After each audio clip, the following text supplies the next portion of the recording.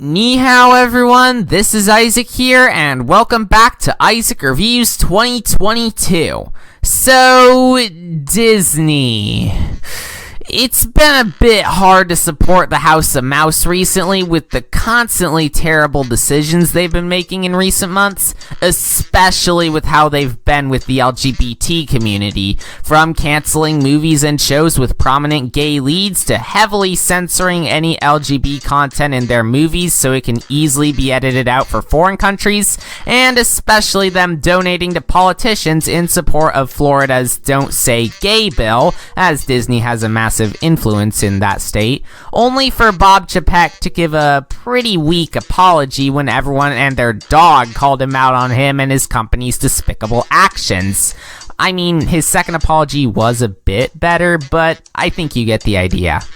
As such, it makes it just a bit harder for me to support the company, even if I did like some of their recent movies, such as Soul and Encanto, and since they released a new movie, Turning Red, on Disney+. It was supposed to go to theaters, but despite COVID cases being on a sharp decline, Disney dumped it onto their streaming service without any theatrical release whatsoever. I mean, the first two times they did this with a Pixar movie, I sort of understood, but this? Why couldn't they have just simultaneously released it to theaters and Disney Plus like all of these movies, or have it released to Disney Plus after a month or so in theaters like with Encanto? It really sucks that the people at Pixar have to deal with this, so let's just hope Lightyear can stay as a theatrical release. With all that exposition aside, before Turning Red came out, my hopes were pretty low. I mean, I didn't think it'd be on the same level as Pixar's Unholy Trinity, but the tone it seemed to be going for felt more in line with studios like DreamWorks or Sony instead of Pixar. I mean, I wasn't dreading it or anything, but I wasn't anticipating it either. But once I saw it on Disney Plus, I'll admit that I was pleasantly surprised. Yeah, I actually really liked Turning Red.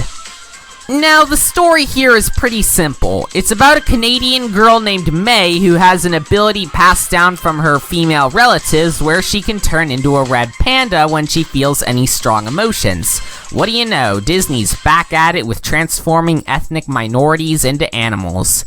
However, when a boy band comes to Toronto, the city she lives in, May has to figure out a way to see them live while also not disappointing her family, who wants to undergo a ritual to remove her panda ability. Yeah, it's pretty generic and played out, but Disney and Pixar seem to have a way of making generic and played out stories work. And since the story was quite well executed, it provided plenty of things to enjoy, from its dialogue, to its exposition, to its mostly likable cast, to its heartfelt moments, mainly helped by its theme about self-acceptance, which I'll talk about later. But with the main story itself, it's got some problems, like a few cringy scenes and some wonky pacing, but it's still good overall. Alright, I don't mean to progress this review like Animat since I've been accused of copying him in the past, but let's talk about the animation, since it was a pretty contentious topic on Twitter because this one guy treated the movie like it killed his family. Personally, I really liked the animation. It's definitely similar to Pixar's previous film, Luca, where there's sort of a blend of realistic and cartoony, and the character design gave me similar vibes to movies like Cloudy with a Chance of Meatballs. For the character animation, it's definitely on the cartoony side, where the characters' movements and body language are mostly bouncy and energetic, but they can also be calm and relaxed if need be. As for the environments, they all look fantastic and are rendered quite well, and the characters are still able to inhabit them and feel like they fit in, along with the excellent score from Ludwig Göransson amplifying plenty of scenes with its mix of traditional Chinese music and modern hip-hop.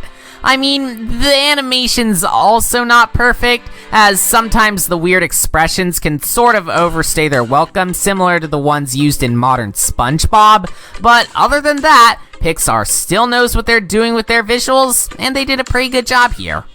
Anyways, let me talk about what I consider to be Turning Red's biggest strength now, its themes. Of course, I try not to let myself use themes as an excuse for something to be bad, but Turning Red's themes about accepting yourself for who you are and how there's parts of you that seem bad but end up being good really resonated with me. In case none of you are aware, I'm autistic. I'm really bad with social cues, I have trouble knowing where to draw the line with my humor until I end up offending someone, and I can have anxiety over stuff that seems somewhat minuscule. As such, I was able to see myself in May, where if you switch the red panda for autism, that's basically me. Sure, sometimes I feel like I'm a burden on people for the way I am, and sometimes I feel like I'm not good enough for other people's time or energy, but it's still a part of me and it makes me a special person. And seeing May decide to keep her panda ability is like my reaction to the people trying to find a quote-unquote cure for my condition. It's simply a part of who I am, and I wouldn't give it up even if I was able to. Really, I can go on and on about this, but this movie was really able to resonate with me, especially in times where my anxiety and loneliness have been especially bad. Okay, I know I repeated some words there, but I think you get the idea.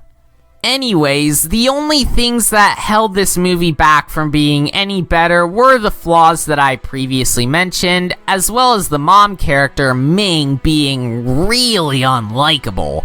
I get that she's really strict and cowardly because she cares about May, but not only does it come across as unpleasant at times, especially when Ming throws a tantrum at a convenience store because May kinda likes one of the guys that works there, but it only becomes more unpleasant when she becomes a twist villain in the final act and acts like an absolute jerk because May's not as good as she wants her to be. Maybe this is just coming down to my own personal experience and my crippling imposter syndrome, but Ming was not a good character in my eyes. Oh, and there were a few plot holes here and there, like what happened with May and her crush, or if Ming got any repercussions for her actions besides having to pay back the stadium, but yeah. Even then, Turning Red is still another great addition to Pixar's filmography, where it may not have hit the same highs as some of their other works, but it still provided some great content with its solid writing, fun animation, and emotionally resonant themes. I'm not entirely sure if this is worth recommending, especially with the massive screw-up Disney made recently, but I'd still recommend this, especially to people on the spectrum such as myself, as well as people who just want to see what Pixar can make even if Disney isn't theatrically releasing their movies. Let's just hope they can break that streak with Lightyear, though.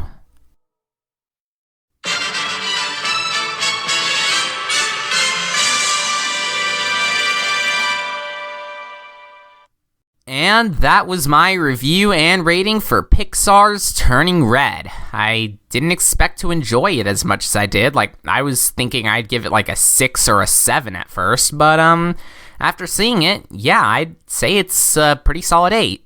Anyways, join me next time in almost a month from now when we take a look at Morbius. Alright, this looks interesting. It's got Jared Leto, so that's cool. And it's continuing Marvel's tradition of hiring unknown directors to work on their big-budgeted movies. So hopefully this will be worth my time. We'll just have to wait and see. Oh yeah, and it got delayed a whole bunch, but yeah, whatever. Anyways, thank you all for watching this video. Make sure you leave a like and subscribe if you haven't already. Follow my other social media in the links in the description, and I'll see you next time. Bye!